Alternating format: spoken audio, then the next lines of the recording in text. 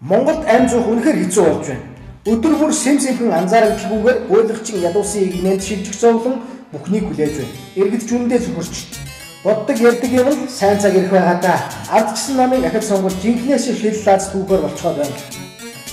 Идээд ханцадхаа мэдхгүй авилгачин сүлгэр бидүүд ард олонныхаа амьдрал ямар байгааг мэдэхгүй мэдсэн ч тоохгүй нүний. Улмал улангасан идж уух ямар шансаар хүн хүчээрээ дайрна.